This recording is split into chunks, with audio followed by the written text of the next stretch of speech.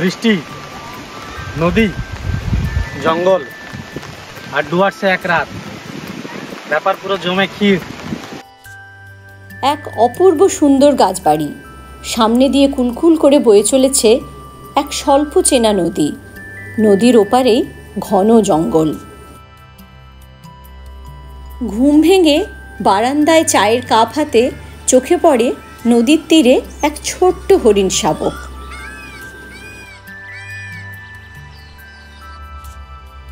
নদীর পার বরাবর টোটো করে ঘুরে আসা যায় অনেকখানি পথ। নদীর ভাঙন দেখতে দেখতে আর জীবজন্তুদের খুঁজতে খুঁজতে টোটো এগিয়ে চলে নদী এবং চা বাগানের বুক চিরে।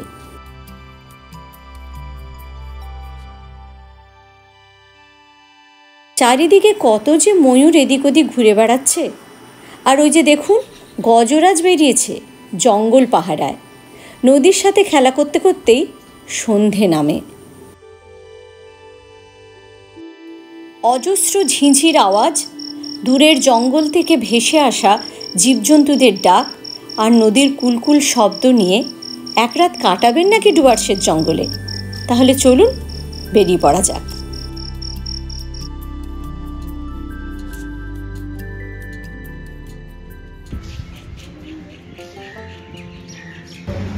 নমস্কার বন্ধুরা, সাউন্ড অফ তিস্তার একটি নতুন ভিডিওতে আপনাদের সবাইকে স্বাগত।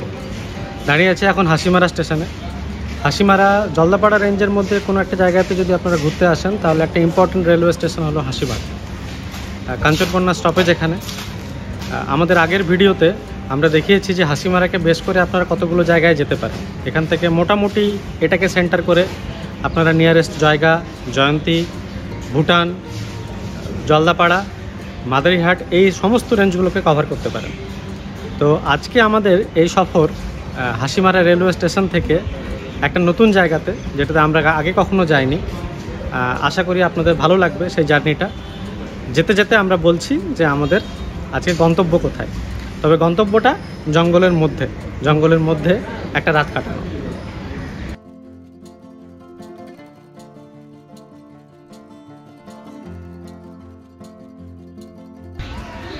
হাসিমারা স্টেশন থেকে বেরিয়েই আপনারা চিলাপাতা, জয়গা, কালচিনি, মাদারিহাট সমস্ত জায়গায় যাওয়ার গাড়ি আপনারা পেয়ে যাবেন। আমরা স্টেশনের বাইরে আপনাদেরকে ট্যাক্সি স্ট্যান্ডটাও দেখাচ্ছি, যাতে আপনাদের বুঝতে সুবিধা হয়। যদি কখনও আপনারা আসার প্ল্যান করেন তাহলে ওখান থেকে আপনাদের গাড়ি নিতে সুবিধা হবে।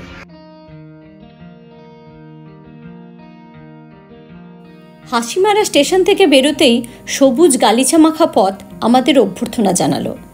আমরা যে জায়গাটায় আজকে যাচ্ছি, হাসিমারা থেকে জলদাপাড়া অভয়ারণ্যের শালকুমার গেট দিয়ে সেখানে পৌঁছানো খুব কম দূরত্বের হলেও যেহেতু এখন জুলাই মাস, জঙ্গল বন্ধ, তাই আমরা চিলাপাতা অভয়ারণ্যের মধ্য দিয়ে যাব। এই ঘন বর্ষায় জঙ্গলের মধ্য দিয়ে যাওয়ার একটা আলাদাই টান আছে। আর সে জঙ্গল যদি হয় চিলাপাতার জঙ্গল, তাহলে তো আর কোনো কথাই নেই। আমরা চলে এসেছি চিলাপাতার কোদাল বস্তি চেকপোস্টে। জাস্ট একটা পাস ইস্যু করতে হবে, এন্ট্রি পাস।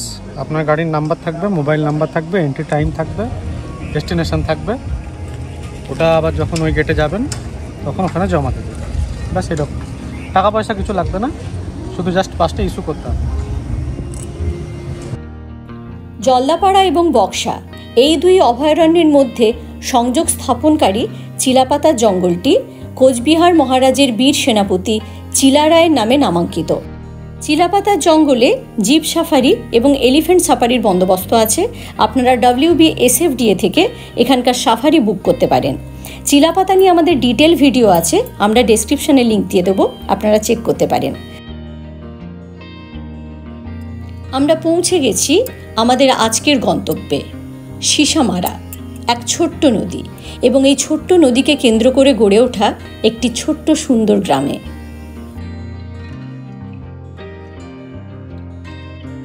চারিদিকে সবুজ সবুজ আর সবুজ, আর সাথে নদীর কলতান। একান্তে ছুটি কাটানোর এক নিশ্চিন্ত আশ্রয় হলো সিসামারা।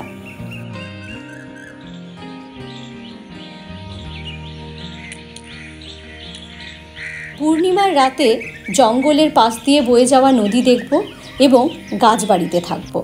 এই দুই নিয়ে প্রবল উত্তেজনা কাজ করছিল, কিন্তু এখানে এসে পৌঁছতে যেটা প্রথমেই মন জয় করে নিল তা হলো বিভিন্ন ধরনের পাখির কলতান।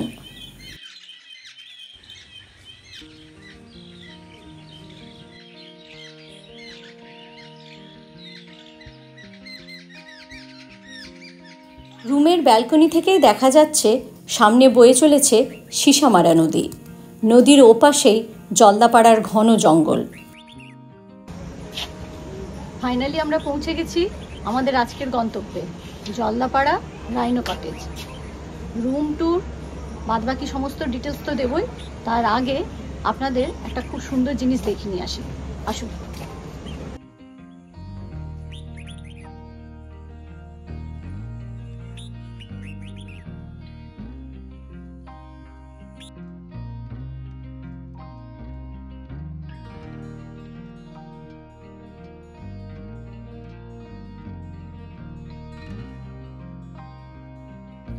বর্ষাকালে নদী একদম জলে পরিপূর্ণ।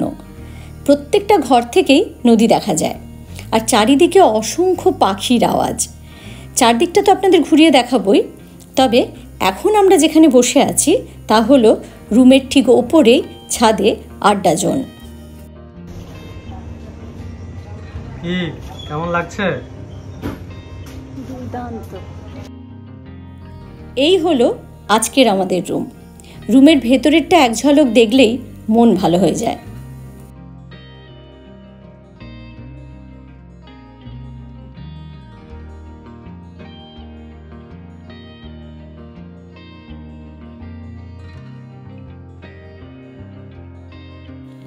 বাথরুমে কোমোড, গিজার সবই আছে। সামনের ব্যালকনি থেকে নদী দেখা যায়, আর পাশের ব্যালকনি থেকে পুরো প্রপার্টিটার এক ঝলক চোখ বুলিয়ে নেওয়া যায়। একদম ছায়া সুনিবিড় শান্তির নীড়।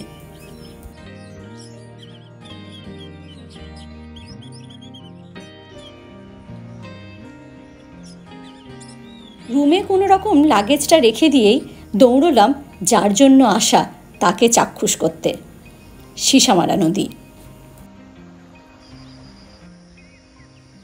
এই হলো ম্যাপে সিসামারা নদীর অবস্থান।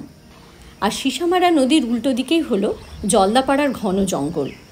নদীর পাড়ে বিভিন্ন জীবজন্তুদের আনাগোনা লেগেই থাকে, তবে এই আনাগোনাটা সবচেয়ে বেশি প্রত্যক্ষ করা যায় শীতকালে, যখন জঙ্গলের ভেতরে জলের অভাব দেখা দেয়।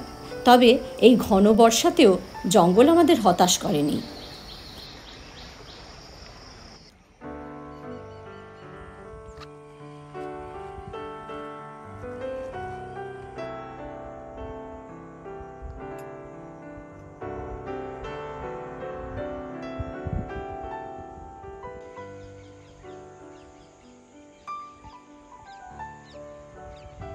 আমরা হাঁটতে হাঁটতে চলে এসেছি একদম নদীর তীরে। বাঁধ ধরে ধরে হেঁটে এসেছি, তারপরে একটুখানি নিচে নেমে, আর সামনে বয়ে চলছে কলকল করে নদী। বর্ষাকাল, নদীতে জল একদম ভরে আছে, দারুণ লাগছে একদম। আর ওই পাশটা দেখুন পুরো জঙ্গল, ওই দিকটা পুরো জঙ্গল। আমাদের একদম সামনে নদীর পাড়ে ঘুরে বেড়াচ্ছে কত ময়ূর ময়ূরী।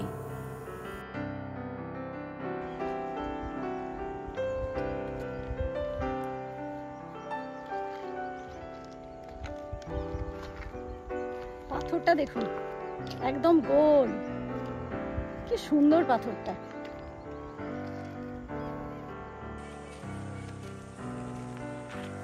চারিদিকের পরিবেশটা দেখতে দেখতে একদম বিভোর হয়ে গিয়েছিলাম আমরা।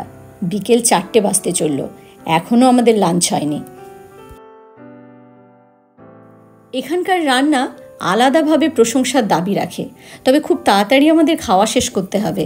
ঈশান কোণে মেঘ জমেছে, টিপ টিপ বৃষ্টিও শুরু হয়ে গেছে।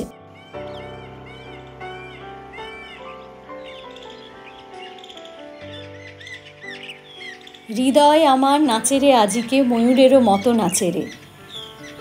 অপূর্ব সুন্দর চারিদিকের পরিবেশ, ভেসে আসছে ময়ূরের কেকা ধ্বনি। বিকেলবেলা বেরিয়েছি বৃষ্টির মধ্যে, হালকা হালকা বৃষ্টি পড়ছে। ছাতা মাথায় দিয়ে নদীর পাড় দিয়ে দিয়ে হাঁটতে হাঁটতে অনেকটা যাওয়া যায়। মাইন্ডও ফ্রেশ হয়, নদীও দেখা হয়, টাইমও কাটানো যায়, আর সব কিছু মিলিয়ে ব্যাপারটা বেশ ইন্টারেস্টিং।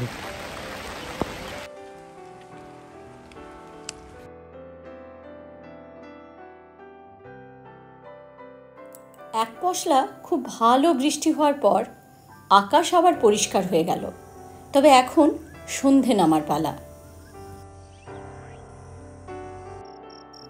আজ পূর্ণিমা, নদীর জলে পড়েছে চাঁদের প্রতিবিম্ব। চাঁদ আজ ভারী সুন্দর।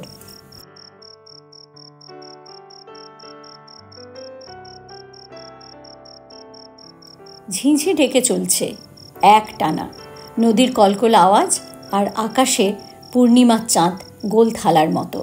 সব মিলিয়ে আজকের রাতটা অনেক দিন মনে থাকবে।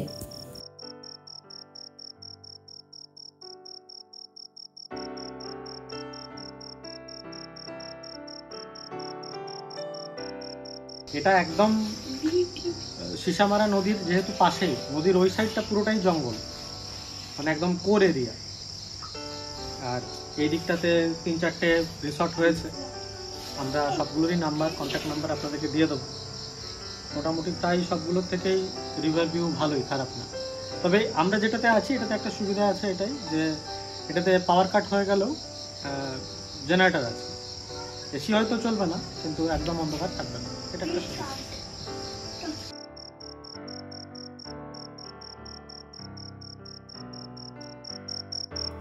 চিকেন, ডাল, তরকারি সহযোগে একটু তাড়াতাড়ি আমরা ডিনার কমপ্লিট করে নিলাম। কালকে আমরা যাব টোটো সাফারিতে সকাল 6:30টায়।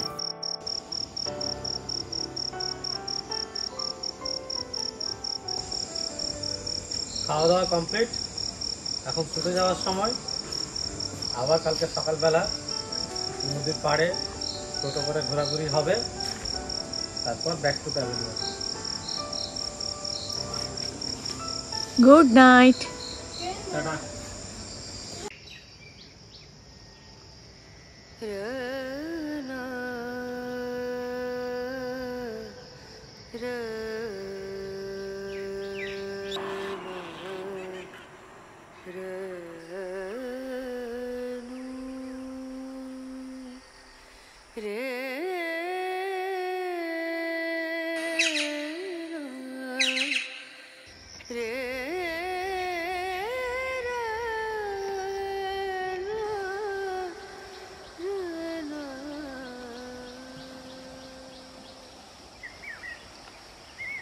এক একটা সকাল এমনও আসে যেদিন জীবনের সমস্ত দুঃখ, কষ্ট, ব্যথা, বেদনা প্রকৃতি মায়ের কোলে দিয়ে নিজেকে একদম মুক্ত করে নেওয়া যায়।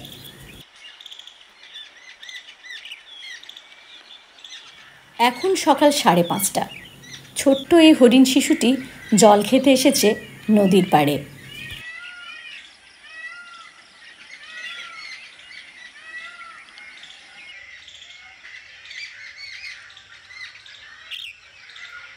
Good morning. চলেছি এখন টোটো করে, টোটো সাফারিতে। আর সকালবেলা এখন 6:30 বাজে। টোটো সাফারি বলে কিছু না, মানে অ্যাকচুয়ালি এই টোটো করে একটুখানি নদীর সাইড দিয়ে যাওয়া, যদি কিছু দেখা যায়, প্রবাবিলিটি থাকে, মোটামুটি অনেকেই যান আর কি। দেখি কি পাওয়া যায়। যে দাদা চলে এসছেন আমাদের টোটো নিয়ে সকালবেলা। আমরা কোথায় যাব? এখন সিসামারা বাঁধের উপর দিয়ে যাব। কতক্ষণ সময় লাগবে? মোটামুটি 1.5 ঘন্টা। 1.5 ঘন্টা। কত কিলোমিটার? এই যাওয়া আসা মিলে 7 কিলোমিটার। আচ্ছা আচ্ছা। কিছু দেখা যায়? দেখা যায় হরিণ, গন্ডার, বাইচন দেখা যায় আর কি। ঠিক আছে, চলুন তাহলে।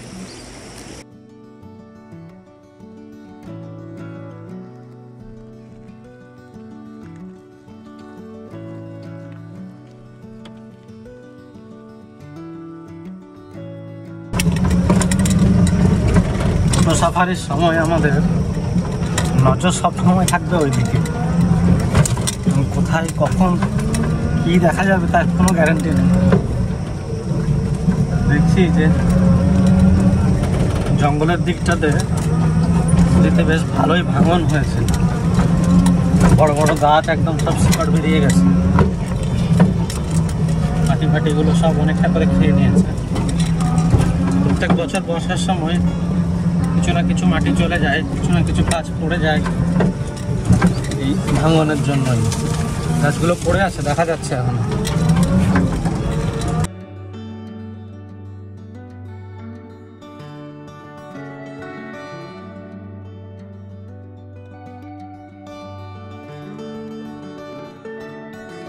বেশ কিছুটা পথ আমরা টোটো করে এগিয়ে চলে এসেছি। হঠাৎ রাস্তায় পড়ল একটা সুন্দর রিসর্ট, আরণ্যক জঙ্গল রিসর্ট। স্ক্রিনে আমরা নাম্বার দিয়ে দিলাম, আপনারা চাইলে এখানেও থাকতে পারেন। এখানকার সমস্ত কটা রিসর্ট থেকেই মোটামুটি নদীর ভিউ পাওয়া যায়, কেননা রিসর্টগুলো মূলত নদীর পাড়ে।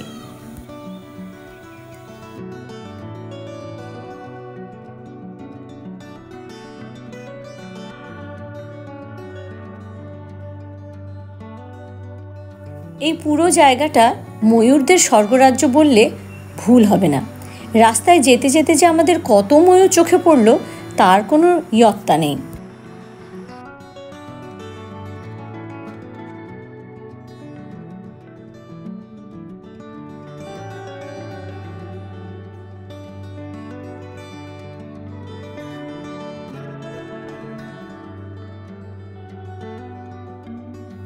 ছোট্টবেলায় কোনো যেন এক গল্পে পড়েছিলাম, জঙ্গলের পাশ দিয়ে বয়ে চলেছে নদী, নদীর পাশেই এক বড় বটগাছ, বটগাছের তলায় রয়েছে এক জাগ্রত মন্দির।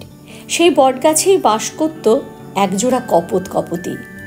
কেমন যেন মিলে যাচ্ছে সবটা।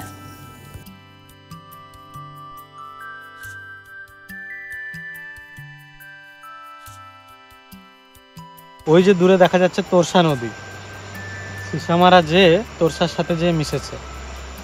আগে এই ব্রিজটা দিয়ে ফরেস্ট ডিপার্টমেন্টের লোকেরা জঙ্গলে যাওয়ার জন্য এই ব্রিজটাকে ইউজ করতেন। যেহেতু ব্রিজটা ভেঙে গেছে সেজন্য এখন টেম্পোরারিলি এই নৌকার ব্যবস্থা।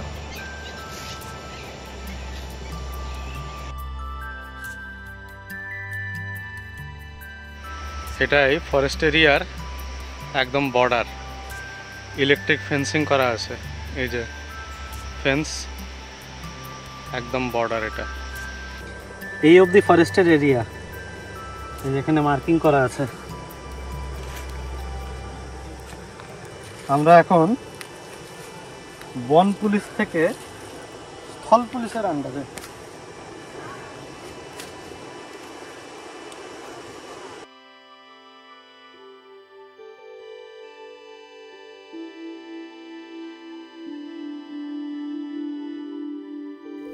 হোমস্টে থেকে বেরিয়ে ডান দিকের পাড় বরাবর রাস্তায় বাঁধের শেষ প্রান্ত পর্যন্ত যাবার পর আমরা আবার ফিরে এসেছি হোমস্টের কাছে। এখানে কাছাকাছি আরও বেশ কিছু হোমস্টে রয়েছে, এগুলোর আপনাদের সন্ধান দেব এবং বাম দিকের বাঁধ বরাবর একদম শেষ প্রান্ত পর্যন্ত আমরা যাব। সিসামারা রাইনো কটেজ ঢোকার একদম গেটের মুখে রয়েছে আরও একটি হোমস্টে, যার নাম বনান্তে। বনান্তের ফোন নাম্বার আমরা স্ক্রিনে দিয়ে দিলাম। বনান্তে ঠিক পেরিয়ে গেলেই আরও পরপর দুটি হোমস্টে রয়েছে। প্রথমটি হলো সিসামারা রিভার ইন হোমস্টে। এখান থেকেও নদীর ভিউ একদম ক্লিয়ার। রিভার ইন হোমস্টের ঠিক পরেই রয়েছে সিসামারা ফরেস্ট প্লেস। প্রত্যেকটির ফোন নাম্বার স্ক্রিনে শো করছে, আপনারা চাইলে এগুলোও বুক করতে পারেন।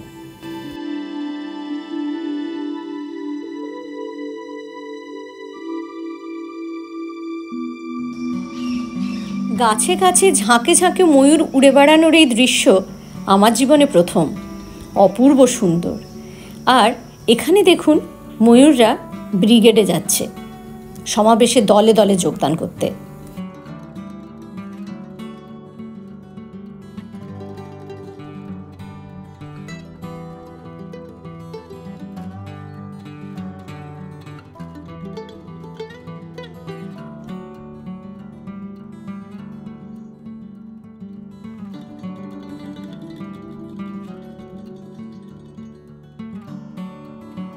জল্লাপাড়া অভয়ারণ্যের বনকর্মীরা হাতি নিয়ে বেরিয়েছেন জঙ্গল পাহারায়। যদিও জুন মাসের 15 তারিখ থেকে সেপ্টেম্বরের 15 তারিখ পর্যন্ত জঙ্গল সাফারি বন্ধ থাকে, কিন্তু তাহলেও নজরদারিতে কোনো কমতি নেই।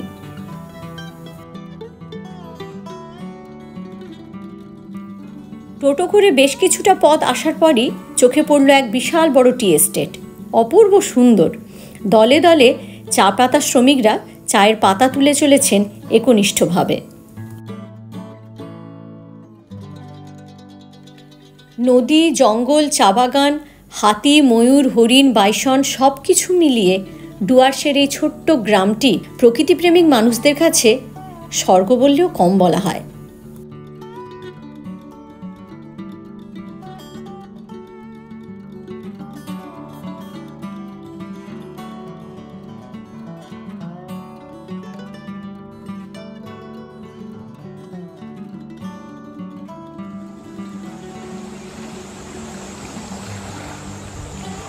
প্রকৃতি কীরকম দেখুন, নদী ছিল এখন আগে ওদিকে, ওই দিক দিয়ে আসছিল নদীটা, তারপরে ওর হঠাৎ কি মনে হলো ও চলে গেল ওই দিকে। ওদিকে অ্যাকচুয়ালি ছিল আগে লোকের বাড়িঘর, ওই সমস্ত বাড়িঘরগুলো ভেঙে এখন ওই দিক দিয়ে আবার ঘুরে এদিকে আসা শুরু করেছে।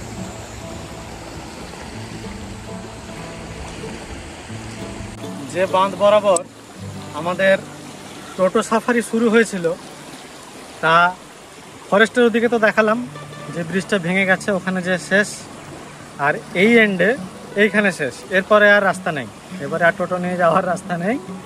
তাই আমাদের এই মর্নিং সাফারি আজ এখানেই শেষ হলো। এরপর আমরা ফিরবো আমাদের হোমস্টেতে, তারপর ব্রেকফাস্ট করে রিটার্ন।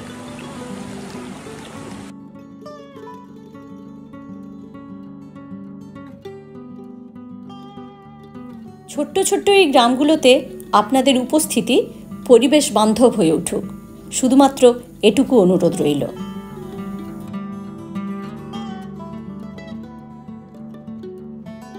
पूरी एंड सब्जी with boiled egg served with black pepper.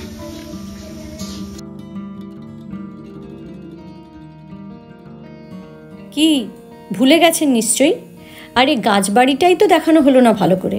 চলুন এখানকার প্রধান আকর্ষণ গাছবাড়িটা আপনাদের একবার ঘুরিয়ে দেখাই।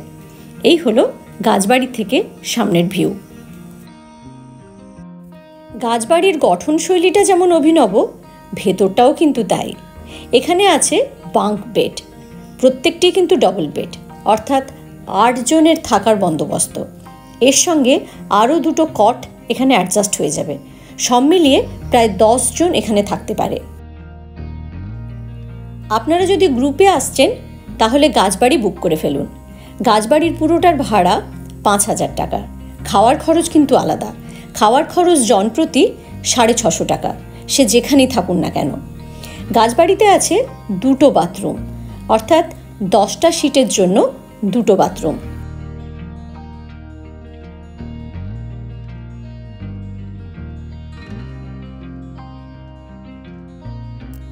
এই প্রপার্টির ওপরতলার সমস্ত রুমই কিন্তু এসি। জলদাপাড়া রাইনো কটেজে টোটাল রুম আছে 8খানা। তার মধ্যে একদম লাস্টের যে কটেজটা, সেই কটেজটা সত্যিই খুব সুন্দর। যেমনটা আপনাদের দেখালাম, এখানে বাঙ্ক বেড।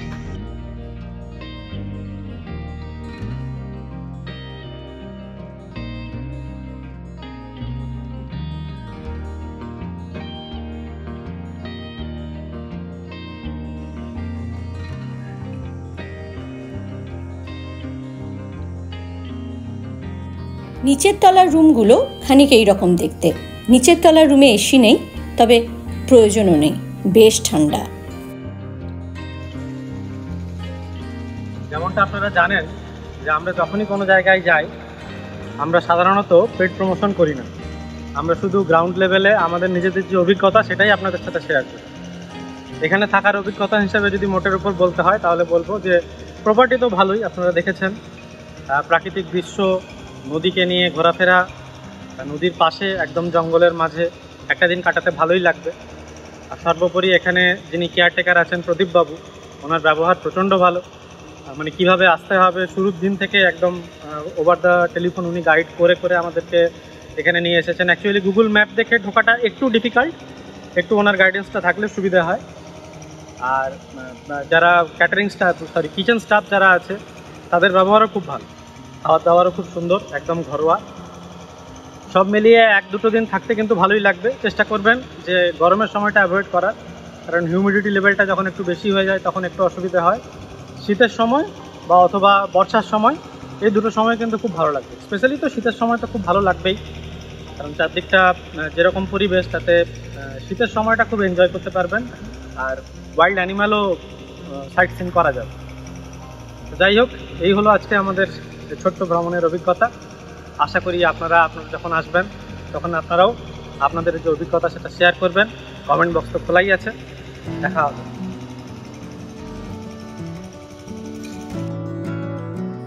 জলদাপাড়া রাইনো কটেজে আসতে গেলে আপনাদের হাসিমারা কিংবা ফালাকাটা স্টেশনে নামলে সুবিধে হবে। যদি আপনারা রাইনো কটেজে থেকে জলদাপাড়া জঙ্গল সাফারি করতে চান তাহলে অনলাইনে জঙ্গল সাফারি বুকিংয়ের সময় পিক আপ পয়েন্ট দিন শালকুমার গেট। সিসামারা থেকে শালকুমার গেট পর্যন্ত যাওয়ার জন্য টোটো কিংবা গাড়ির বন্দোবস্ত এখান থেকেই হয়ে যাবে।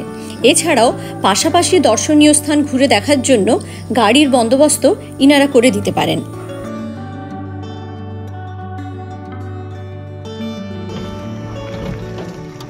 কেমন লাগছে আমাদের ভিডিওগুলো কমেন্ট করে জানান আমাদেরকে। আমাদের ভিডিওগুলো যদি আপনাদের ভালো লেগে থাকে তাহলে আপনাদের বন্ধুদের সাথে শেয়ার করুন, আর সাবস্ক্রাইব করতে ভুলবেন না আমাদের চ্যানেল সাউন্ড অফ তিস্তা। আবার ফিরবো নতুন ভিডিওর সাথে। ততক্ষণ ভালো থাকবেন, সুস্থ থাকবেন এবং অবশ্যই ভ্রমণে থাকবেন।